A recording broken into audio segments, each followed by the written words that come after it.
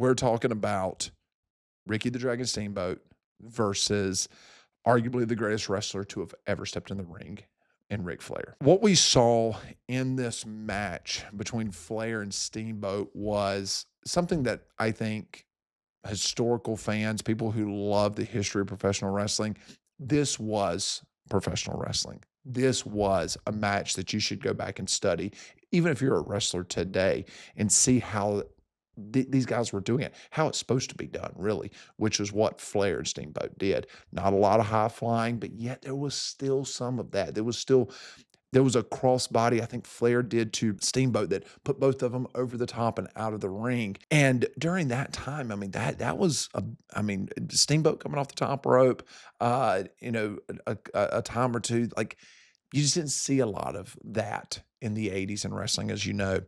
We see it, of course, every single match now. Everything they did in the ring mattered that night. Everything they did in the ring was perfect. It was pretty special to see how they did this. The storyline was insane. Steamboat's wife and young son were shown in the storyline. So there was a lot of personal stakes here. Flair represented an arrogant champion with dominance. He did it better than anybody. He lived the life of this flamboyant. Even in the broadcast, they're talking about how his dad was a physician. He went to private school. You've got Steamboat over here, blue collar guy, 8 to 5. Mom and dad was just middle class. Steamboat had a tough upbringing. Flair, the rich kid, he had an easy life. Things were just handed to him. He's that arrogant champion that we all hate. That personality came through in this match, and it came through in their storyline together. Steamboat loved his wife and kids. Flair was looked at as a ladies' man, flying private, limousine riding. We know about Flair. You got to remember, during this time frame, man, people believed everything that they saw when it came to professional wrestling. They believed these characters. They believed these gimmicks more than anything else in the world. So they truly thought that both these men were these people outside of the ring. And to be honest with you, they kind of were. So when it comes to the actual match, the match is famous for its technical precision and psychology rather than it being just a spectacle. The technical wrestling that happened during this match was unbelievable.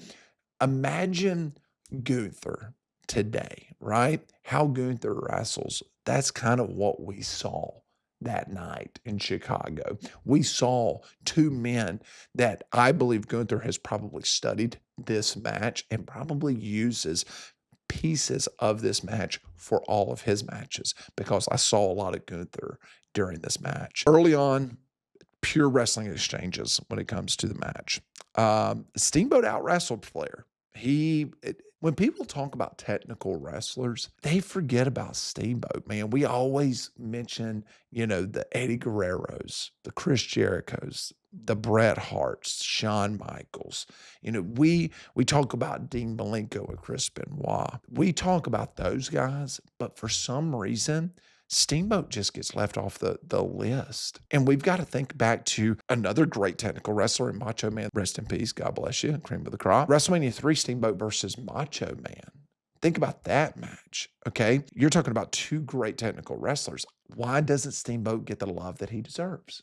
I don't know.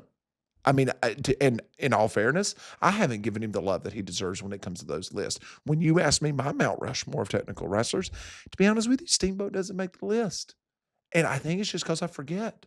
I forget how good he was. Then I watch a match like this and I go, holy hell, this guy's the real deal. This is about as technical as it gets. And now we're talking about him in the ring with freaking Flair for nearly 25 minutes. This is going to be a show, by God. The crowd was 100% behind Steamboat. I'm not going to say 100%. You still got the woos in the crowd.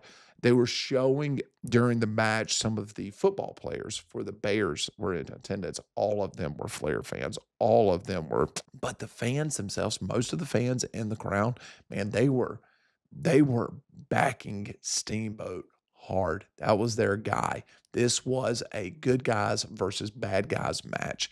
And in 1989, that mattered.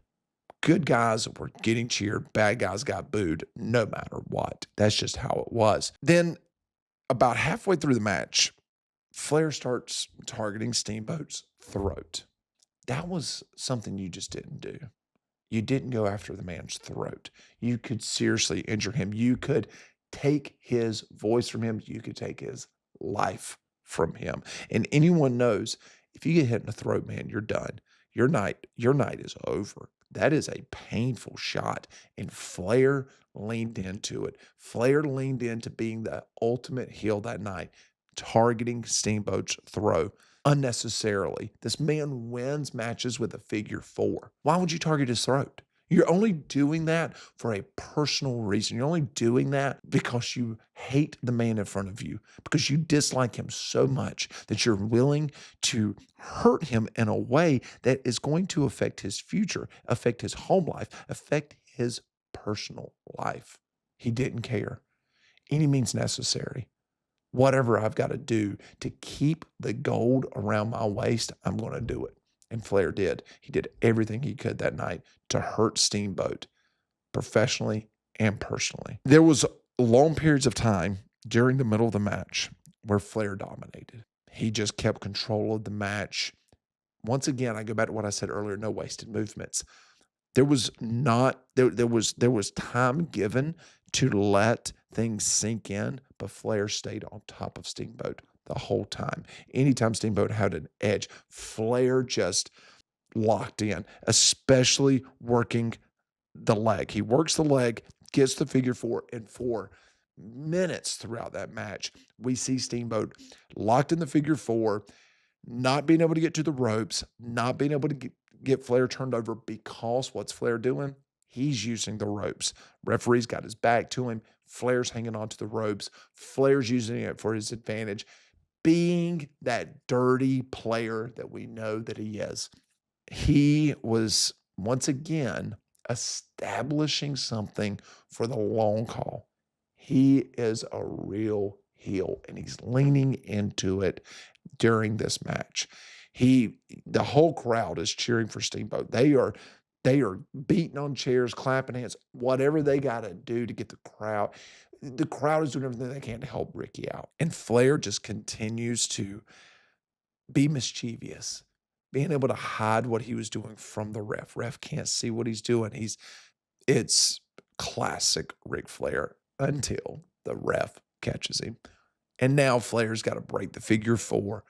The crowd goes wild. Steamboat has a second chance, something you don't get very often when you're talking about getting locked into the figure four by the man himself, by the greatest wrestler to step in the ring, and you just got a second chance. That doesn't happen.